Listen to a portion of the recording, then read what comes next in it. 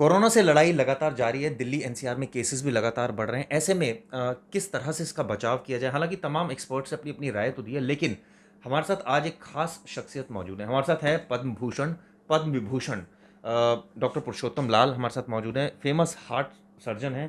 Sir, स्वागत है आज तक पर आपका। सर, जानना चाहेंगे आपसे, इतनी ज़्यादा बीमारी फैली हुई है और आप लोग तो एक तरह से कहा जाए कोरोना वॉरियर्स हैं, बिल्कुल फ्रंट पर फाइट कर रहे हैं। सर, ऐसे टिप्स आम लोगों को दीजिए जिससे कि जो आम लोग हैं, क्योंकि आपको लोग बहुत सुनना चाहेंगे। आप बीसी रॉय जो अवार्ड है वो भी आपको मिला है। तो मैं चाहता हूँ ऐसे कुछ पॉइंट्स बताइए कि क्या कोई इसकी मेडिसिन है सर, जिससे हालाँकि कोई प्रूवन तो मेडिसिन अभी तक कोई है नहीं, स्टडी भी नहीं है। तो कोई ऐसी मेडिसिन का कॉम्बिनेशन या डोज़ेज़ कम का कॉम्बिनेशन जिससे शायद कुछ फ़र्क पड़ जाए? देखो आप लोगों ने बहुत अच्छा काम कर रहे हैं और देखा गया है कितनी इंस्ट्रक्शन कितनी एडवाइस आप अपने मीडिया के थ्रू दे रहे हैं और उससे बहुत फ़ायदा हो रहा है। तो उसको बार बार बोलने का फ़ायदा नहीं है, but hand hygiene and social distancing and so forth. No, सबसे जो ज़रूरी होता है वो एक जिसको हम कहते हैं कि क्या कोई मेडिसिन है इस बारे में। तो हमारे एक हम कहते हैं वल्नरेबल ग्रुप वो होता है जिनको प्रॉब्लम होने की संभावना होती है और उसमें आ जाते हैं जो कि कोरोना में सफ़र करने वाले पेशेंट की टेक केयर करते हैं, डॉक्टर लोग हैं, फैमिली मेम्बर्स हैं।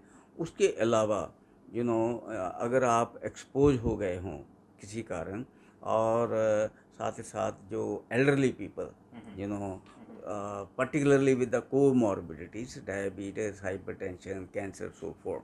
तो ये एक वल्नरेबल ग्रुप है जिसका हमें ख़ास ख्याल करना होता है। और इन लोगों में कई बार जो खासकर जो एल्डरली लोग होते हैं, मोर्टेलिटी रेट बहुत हाई होता है, इम्यूनिटी बहुत लो होती है।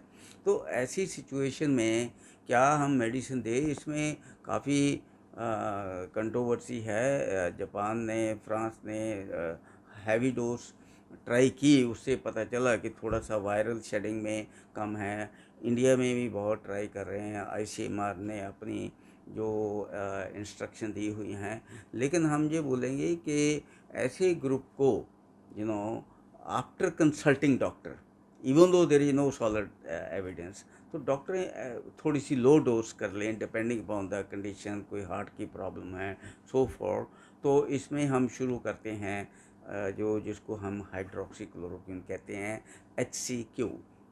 और इसके साथ साथ अगर माइल्ड सिम्टम होते हैं तो उसमें एजिथ्रोमाइसिन एंटीबायोटिक होते हैं। अगर दोनों को हम कंबाइन करें तो प्रोटेक्शन काफ़ी हो सकती है, लेकिन उसमें साइड इफ़ेक्ट की मात्रा खासकर जहाँ ECG problem and so fourth वो बढ़ जाती है। डॉक्टर को कंसल्ट करना ज़रूरी होता है।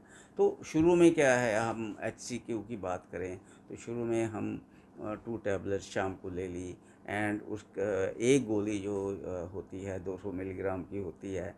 And next after breakfast 2 tablets ले लो, उसके बाद 2 tablets every week for 7 weeks. तो इस तरह ये एक 2 महीने का कोर्स हो जाता है।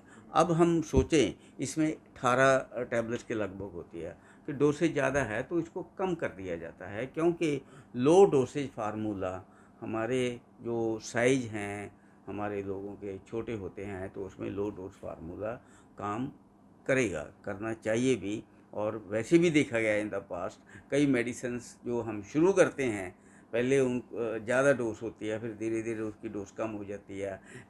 इंसुलिन की कम देने लगे हैं, स्ट्रेप्टोकाइनेस की कम देने लगे हैं, एंटीबायोटिक्स की कम देने लगे हैं। तो इसीलिए इसका काफ़ी फ़ायदा हो सकता है।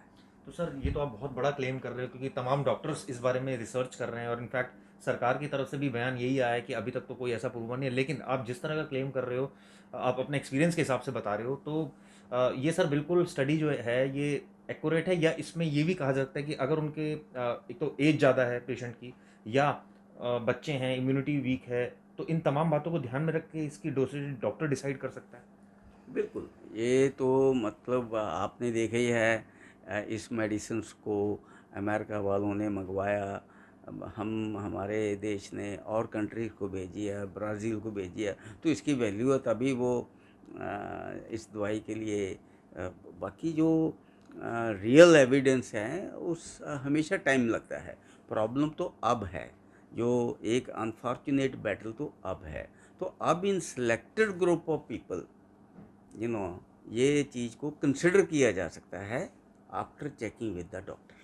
सर इम्यून सिस्टम कितना कारगर इसमें हो सकता है, क्योंकि इम्यून सिस्टम की हमेशा बात आती है कि अगर जिसका स्ट्रांग है वो बियर कर लेगा इस बीमारी से, तो ये कोई टिप्स देना चाहेंगे कि सर कैसे, कोई मेडिसिन या फिर कोई ऐसे आयुर्वेदिक नुस्खे हैं?